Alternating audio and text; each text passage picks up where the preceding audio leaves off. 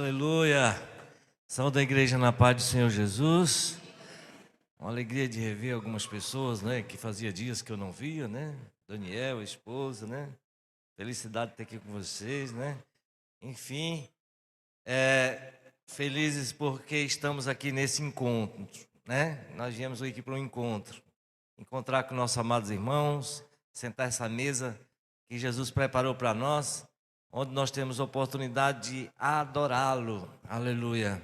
Temos a oportunidade de demonstrar o nosso carinho pelo nosso irmão, poder contribuir para a sua edificação espiritual.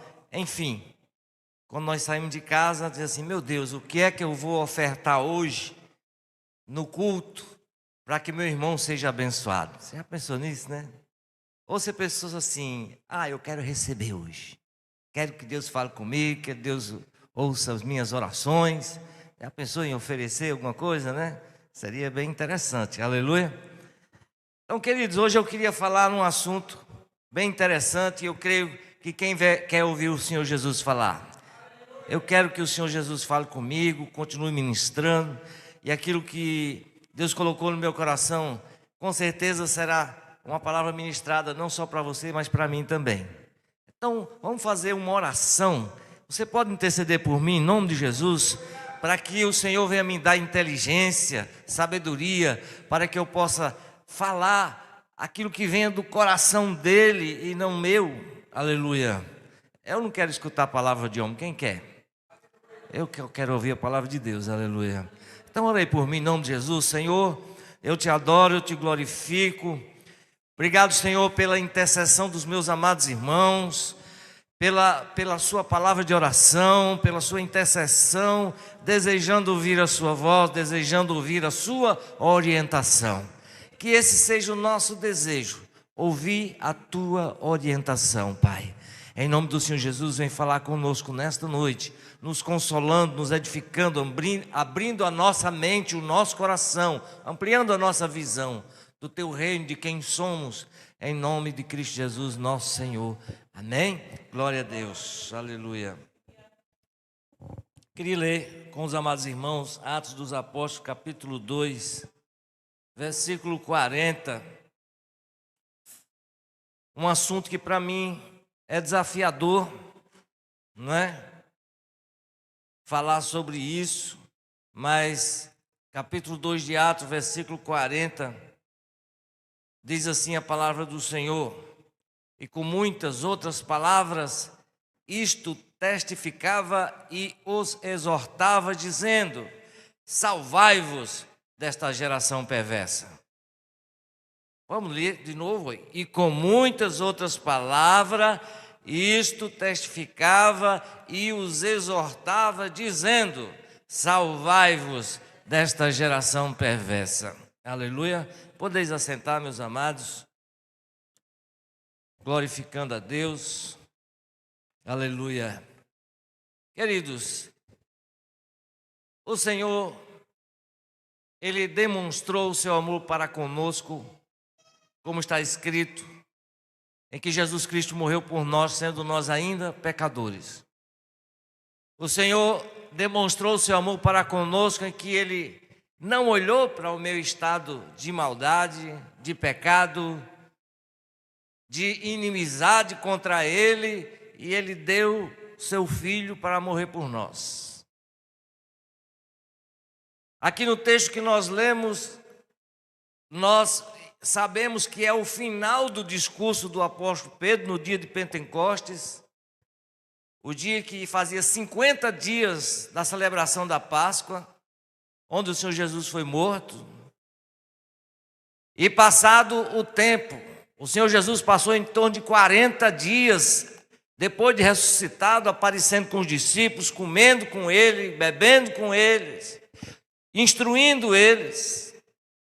Mas chegou o dia que ele disse: agora é a hora de eu subir, e vocês fiquem em Jerusalém até que do alto sejam revestidos de poder. Ou seja, vocês recebam a promessa que eu falei para vocês. Vocês receberão o Espírito Santo de Deus. E no dia de Pentecostes, a Bíblia diz, e completando o dia de Pentecostes, 50 dias depois da Páscoa, Eles estavam reunidos naquele lugar e veio, ou cumpriu-se, a promessa de Deus, onde o Espírito Santo veio e desceu sobre aqueles discípulos que estavam reunidos ali, que era em torno de 120 pessoas, que está descrito na Bíblia, em torno de 120 pessoas, e eles foram cheios do Espírito Santo, cada um começaram a falar a língua como o Espírito Santo lhe concedia, que falava, e as pessoas ficaram admiradas, e alguns passaram a censurar e a ignorar o comportamento daquelas pessoas que estavam cheias do Espírito Santo, só que eles não sabiam, e ficaram dizendo: esses homens estão embriagados, sendo apenas 9 horas da manhã, não é? Isso é muito cedo, a terceira hora do dia no calendário lá, na hora deles era 9 horas da manhã, primeira hora é 6 horas da manhã, eles contam o dia de 6 às 6, do pôr do sol ao nascer do sol. Só que Pedro levantou e disse: meu amigo, meus irmãos, esses homens não estão embriagados como vocês acham que estão,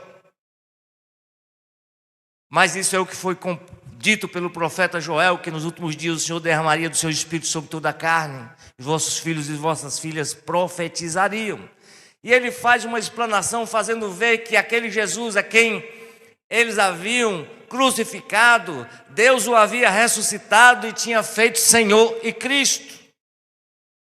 Diante da pregação de Pedro, a Bíblia diz que eles se compungiram em seus corações e perguntaram a Pedro e demais apóstolos: que faremos? Que faremos, varões e irmãos? E Pedro disse: arrependei-vos cada um de vós e seja batizado em nome do Senhor Jesus Cristo para perdão dos pecados, e recebereis o dom do Espírito Santo. Porque esta promessa, ou seja, a promessa do Espírito Santo, não é exclusiva nossa, mas ela diz respeito a vocês, é para vocês também, para os vossos filhos e a todos quanto vierem a ouvir essa palavra e crer nela. Não é uma coisa exclusiva nossa.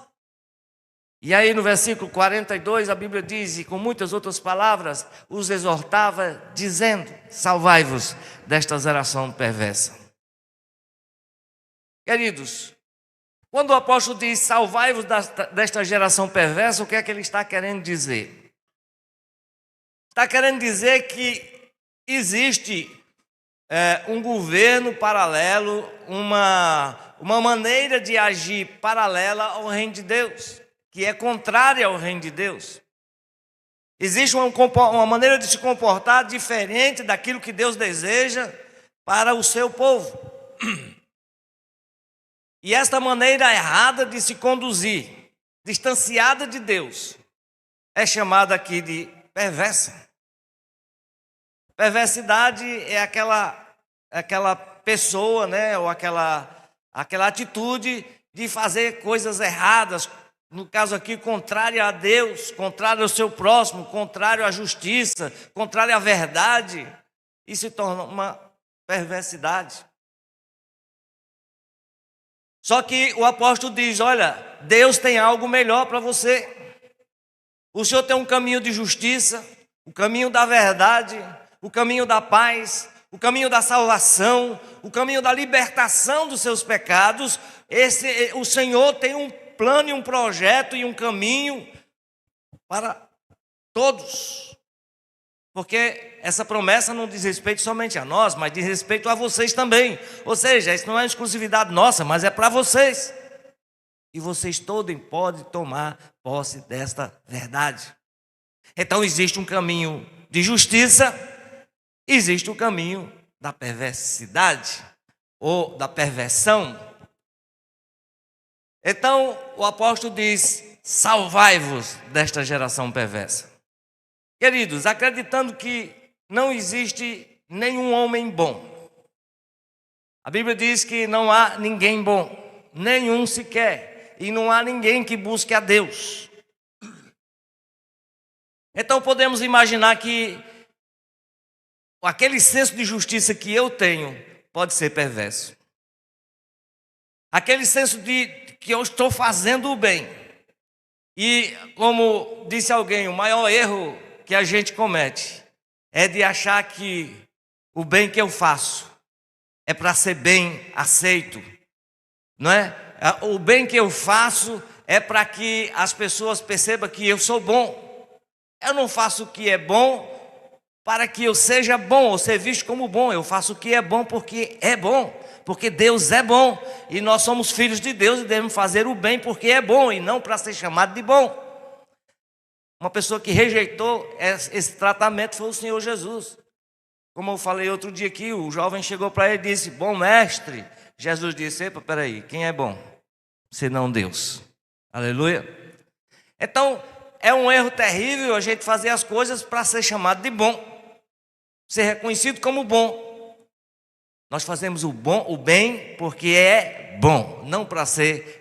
Na verdade, é um resultado, é uma consequência, como está escrito, que Deus preparou as boas obras para que nós andássemos nela. Ou seja, para o cristão, para o crente, o normal, o trivial é ser bom.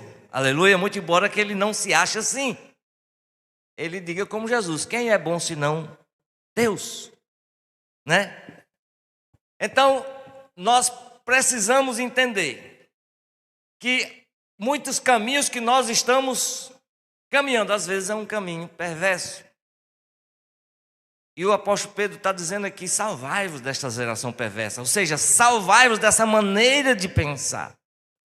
Nós aprendemos através das tradições, da maneira como eu fui criado pelos meus pais, não é? Meus avós. Nós aprendemos muita coisa das histórias e aquilo fica embutido em nosso coração. E aí Pedro está dizendo assim: saia desse meio, deixe de pensar dessa forma, porque existe da parte de Deus um caminho a você trilhar, que é um caminho diferente.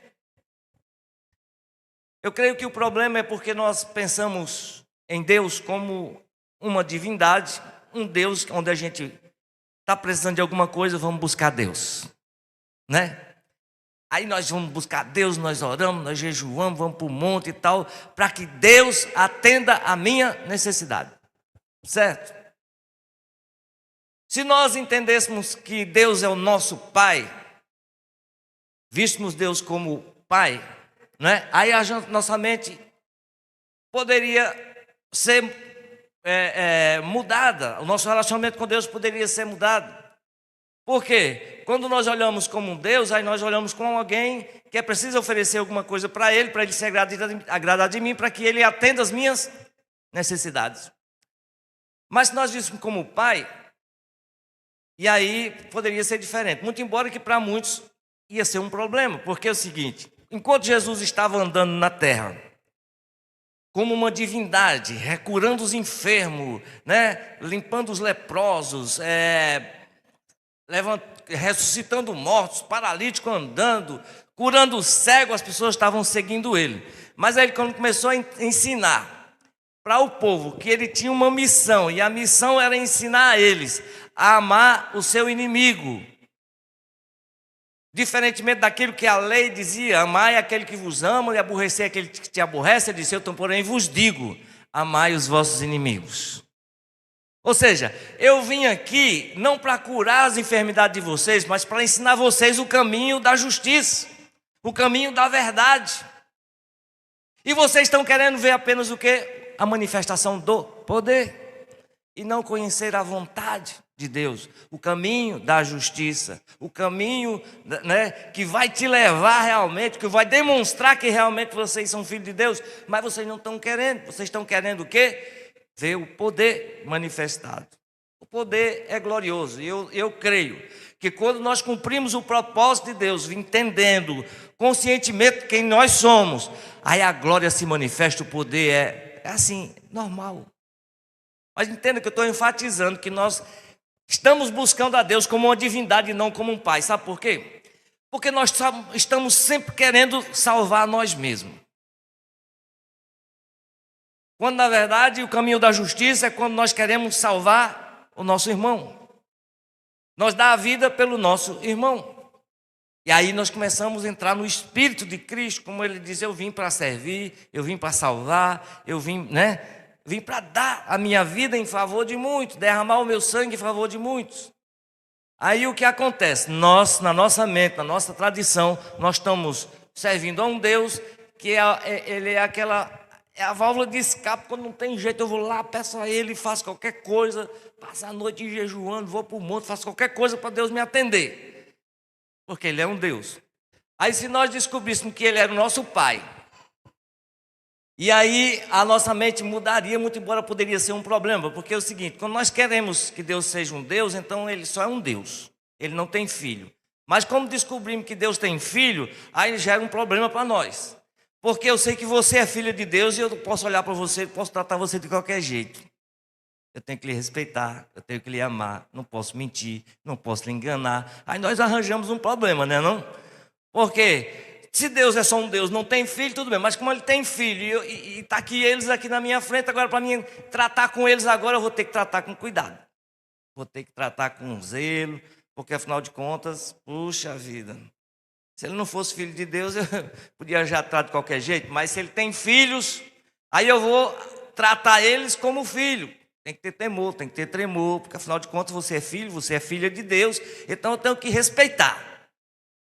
Mas através dos nossos irmãos, do relacionamento com nossos irmãos, é que nós podemos demonstrar, através da nossa comunhão, da nossa comunidade, quem realmente nós somos. Porque eu estou preocupado em salvar o meu irmão. Algum camarada disse, olha, onde eu morei num lugar lá, e lá minha casa eu não fechava, era de porta para a rua, e eu não fechava, e as pessoas ficavam encabuladas com aquilo. A única pessoa que fechava era a porta, era o visitante que não sabia qual era o esquema, entrava em casa e fechava a porta. Aí complicava, porque quem chegava e estava fechado, aí já, né? Então deixava a porta sempre destrancada. Eu casava, mas se chegasse alguém para fazer o mal a vocês, ele disse, mas de repente chegava alguém que eu podia fazer o bem para ele. Olha a visão de, né? Mas se chegar alguém para lhe fazer o mal, ele disse, mas de repente podia ser alguém que eu pudesse fazer o bem para ele. Mas se fosse um bandido, disse, melhor ainda. Né?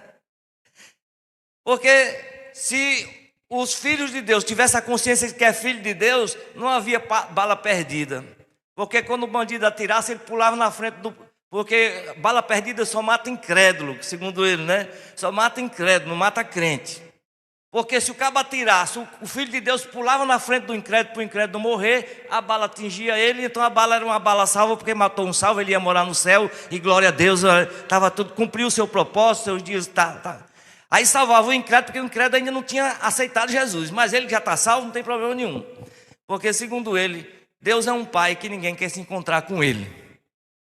Deus é pai, mas ninguém quer se encontrar com ele. Porque o verdadeiro cristão é aquele cristão que quer se encontrar com seu pai. O apóstolo disse assim, olha, eu preferia estar com Deus, que era incomparavelmente melhor. Mas por causa de vocês, ou seja, para servir a vocês, eu prefiro ficar mais um pouco. Mas o Deus é um pai que ninguém quer encontrar com ele, porque a felicidade do verdadeiro cristão seria o seguinte, ele vai no médico, chega no médico, o médico diz assim, você tem 6 dias de vida. Ele dizia, glória a Deus, vou encontrar com o papai. Né? Mas não, a gente pira, a gente endoida, meu Deus do céu. Então Deus é um pai maravilhoso, no entanto ninguém quer se encontrar com ele, não é verdade? Então ele diz, se a igreja, os filhos de Deus tivessem consciência, então não havia bala perdida. O cabo atirava, ele pulava na frente do incrédulo, a bala pegava nele, matava ele, mas era uma bala salva, porque cumpriu o seu propósito. Porque Jesus, a bala que acertou Jesus, matou ele e ele salvou foi o mundo inteiro, glória a Deus. Porque ele pulou na nossa frente para que eu não morresse e agora ele nos salvou. Aleluia. Salvai-vos dessa geração perversa. Porque a nossa maneira de pensar como cristão é muito errada. Porque como a gente podia dizer assim, quando nós oramos, nos dedicamos à oração a Deus. Senhor, abençoa o meu marido, para que ele seja um marido maravilhoso, para que nós sirvamos a Deus juntos, para que ele seja daquele jeito que eu sonho, né? Nós vemos assim, né?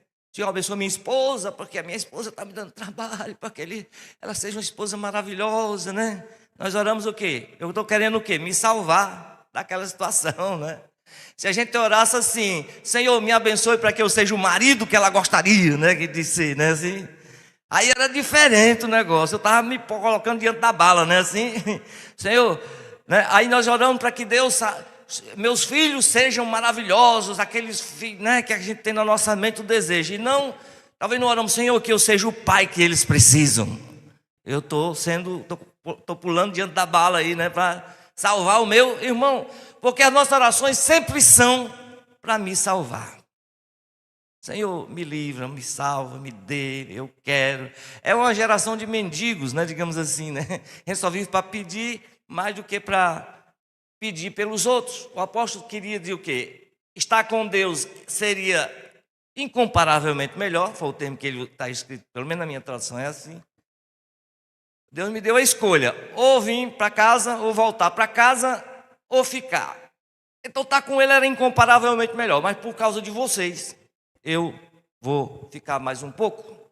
Então ele estava o quê? Toda a vida dos apóstolos, toda a sua abnegação, toda a sua consciência de que o que eles fizeram foi para quem? Para salvar o outro. Essa é aquilo que Pedro está dizendo: salvai-vos dessa mentalidade perversa, onde eu só quero me salvar. Eu quero salvar o meu casamento para que eu tenha uma mulher maravilhosa, eu quero que meus filhos sejam maravilhosos, para que eu esteja bem, mas eu quero nunca assumir a posição de estar pronto a morrer por ele, não é assim? Ou por ela, né? Então, essa é uma mentalidade perversa, né? Quando nós chegamos no culto, e aí, como a gente falou outras vezes, né? Aí o culto, nós queremos o quê? Saímos de casa desejando que um monte de gente trabalhe para a gente seja bem servido e o culto seja maravilhoso, certo? O contrário seria a nossa mente pensar assim: poxa, como seria? Por que o culto não foi bom? Eu estou me sentindo culpado porque eu não contribuí com nada com esse culto ser bom, né? É diferente.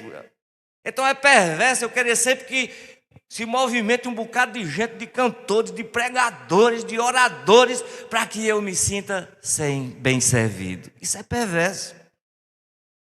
A mentalidade do reino de Deus é que eu esteja disposto a ficar na frente do meu irmão. Eu saí de casa com um compromisso de: meu Deus, o que é que eu posso fazer? Senhor, venha abençoar esta noite para que eu possa servir o meu irmão. Porque afinal de contas a Bíblia diz em Atos dos Apóstolos, esses quase 3.000 pessoas que se juntaram à igreja nesta noite, a Bíblia diz que eles estavam juntos. Eles se tornaram tudo na sua vida em comum. E eles passaram a receber o mesmo Espírito de Cristo, que era o quê? Comunidade. Se nós não podemos ser membros do corpo de Cristo fora da comunidade, desligado do corpo, não há como. Não, vou ser crente em casa, não é como. Porque eu preciso estar ligado no corpo. Todo membro torado, separado, do corpo, ele vai morrer, ele morre. Mas todos que criam estavam juntos e perseveravam na doutrina dos apóstolos, ou seja, no ensinamento, nas palavras. E eles entraram naquele espírito de ter tudo em comum, comunidade, corpo. Porque Deus quer uma família, aleluia. Deus não trabalha no indivíduo. Deus resolve as minhas questões, Deus escuta as minhas orações como indivíduo, mas Deus trata no coletivo, aleluia. Deus é glorificado na reunião com os irmãos. A única forma que o Senhor deixou como sendo um selo, uma marca, para que o mundo conheça que nós somos seus discípulos, é quando nós saímos pela rua pregando. Não. Não é mesmo. É quando nós estamos juntos, aleluia. Quando nós amamos uns aos outros. Todos conhecerão que vocês são meus discípulos se vos amardes uns aos outros. Sabe por quê? Porque agora nós somos filhos de Deus. E aí cada um tem que assumir a sua responsabilidade de irmão.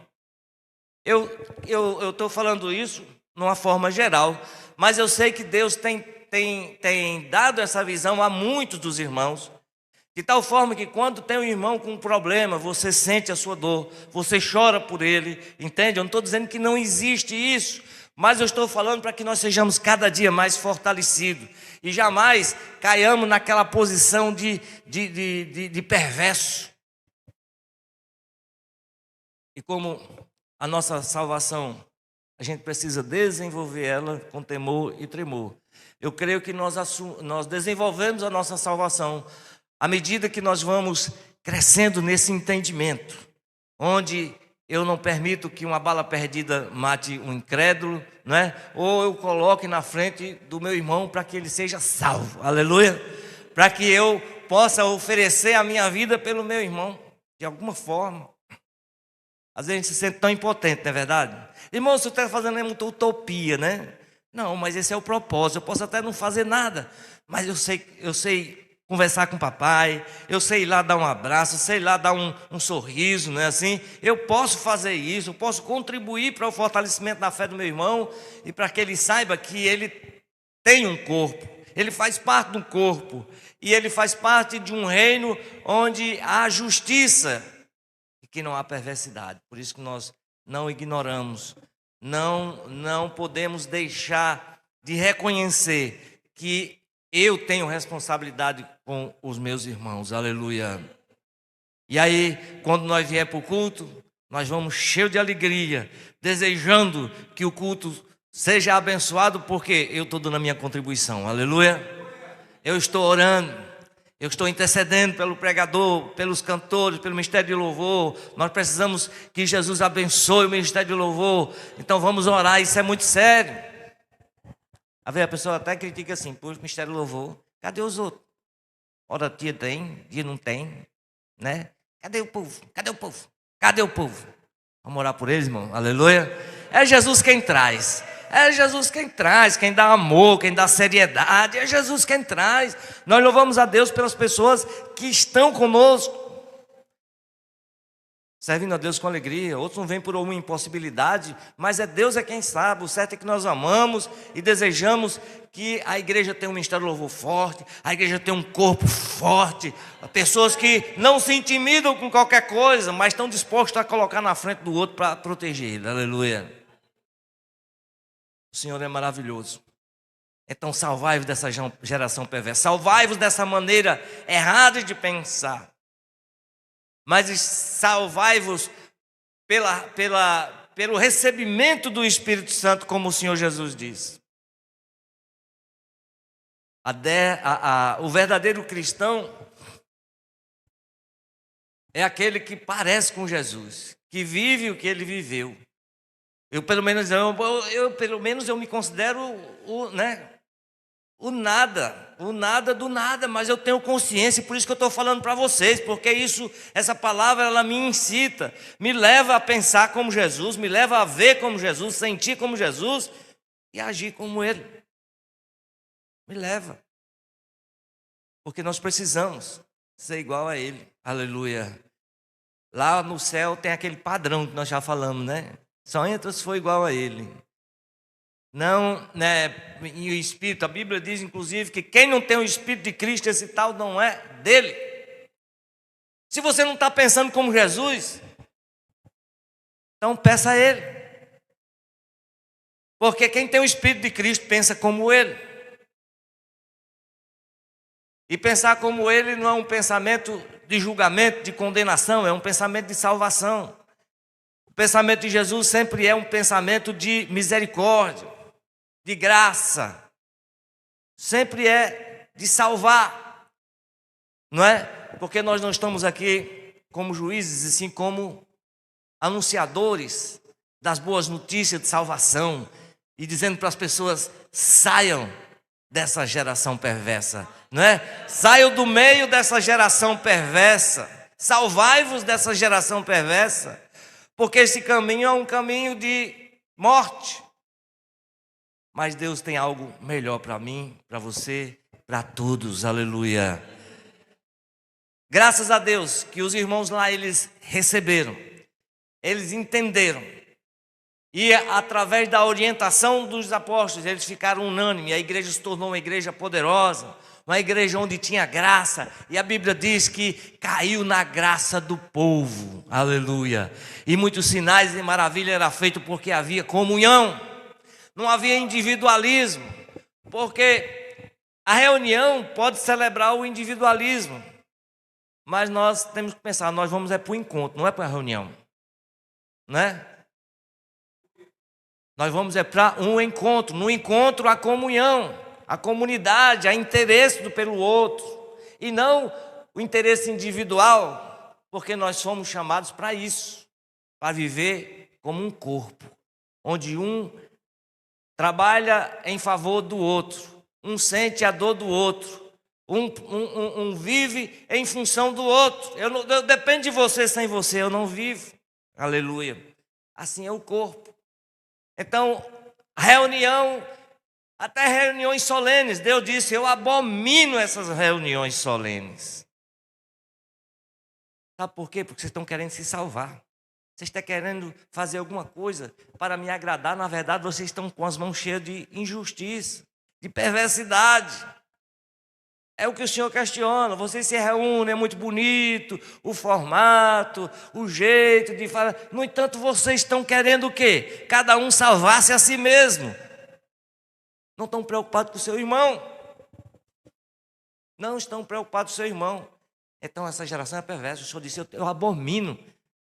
Lá no Antigo Testamento, eu abomino as suas reuniões solenes. Imagina, reunião solene é uma reunião muito bonita, muito bem organizada, muito perfeito, né? Show de bola. No entanto, os corações das pessoas estão cheios de maldade, não estão interessados realmente no seu irmão. O Senhor dizia, eu abomino. Igual o Senhor abominava sacrifício. O sacrifício que o Senhor quer é a misericórdia, a justiça, né? Um coração quebrantado e contrito, um coração puro. Isso é o que o Senhor deseja para mim, para você e para todos nós. Então nós podemos fazer o quê? Celebrar o nosso encontro, aleluia. Dizer, eu vim para a igreja, eu vou me encontrar com meus irmãos. Isso é tremendo, isso é glorioso. Quando nós entendemos que somos filhos, que tem um bocado de irmão, e eu dependo desses irmãos, os irmãos dependem de mim, nós trabalhamos um em função do outro, aí a glória do Senhor é manifestada. Eu creio em nome de Jesus. Eu creio, porque nós entendemos que o mundo, a maneira de pensar do mundo, a maneira de pensar dos religiosos, são sempre mal, perversa. E nosso coração, ele é mau.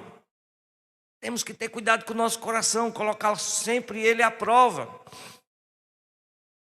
Se as pessoas do mundo são mal por ignorância é uma coisa, mas os religiosos correm o risco de serem tremendamente perversos e mal.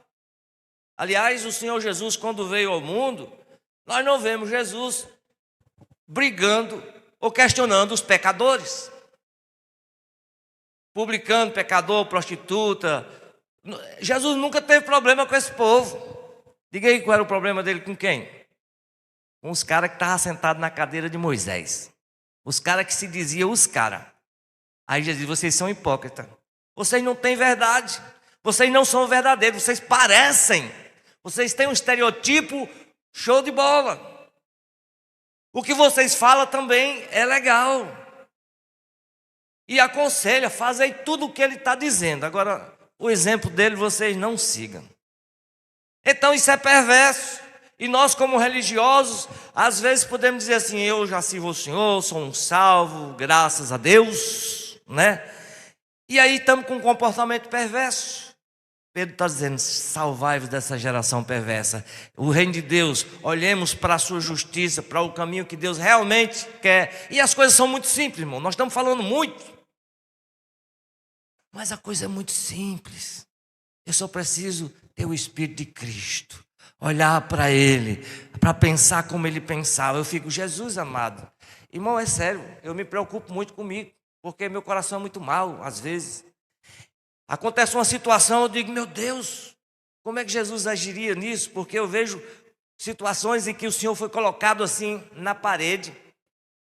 E Ele saiu de uma forma assim, tão incrível assim, que eu digo, meu Deus, como é que o cara teve uma sabedoria dessa?